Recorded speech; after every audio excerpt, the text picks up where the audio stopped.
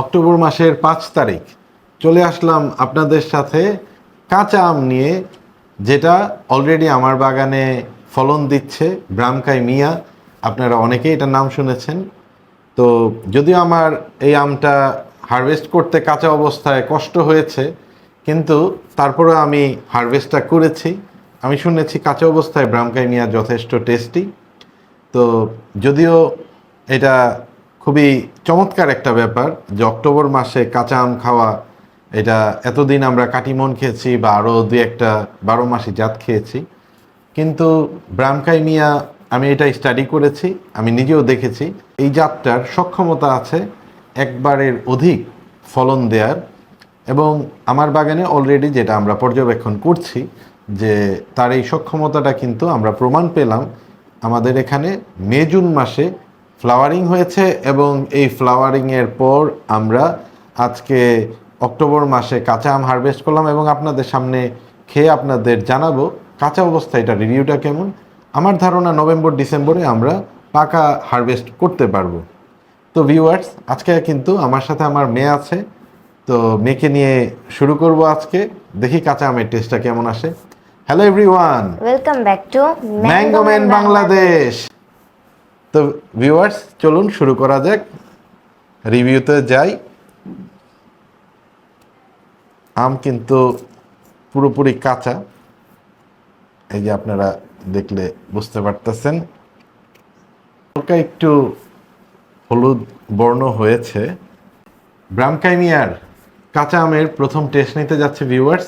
যদি এটা মিষ্টি হয় কাঁচা অবস্থায়, তাহলে কিন্তু চমৎকার একটা জিনিস হয়ে যাবে। বিসমিল্লাহির রহমানির রহিম। কাঁচা ব্রামকাই মিয়া।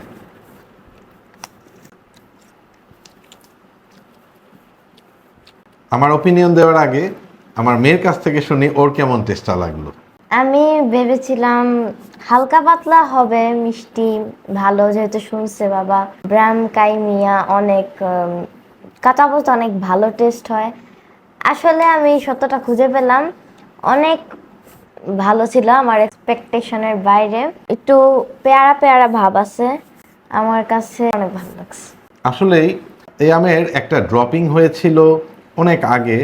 আমার বাড়ির যে সিকিউরিটি, ও ওইটা কাঁচা অবস্থায় খেয়েছিল, তো ও তখনই আমাকে বলেছিল যে স্যার, এটা তো কাঁচা অবস্থায় মিষ্টি, খুব মজার। তো আমি আসলে তখন থেকে একটু হোপফুল ছিলাম।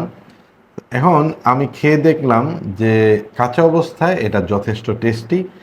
অনেকেই আমার কাছে কাঁচা আমের ব্যাপারে জানতে চায়। This is something amazing. কাঁচা অবস্থায় এটা কিন্তু চমৎকার একটা টেস্টি একটা আম আমরা পেলাম।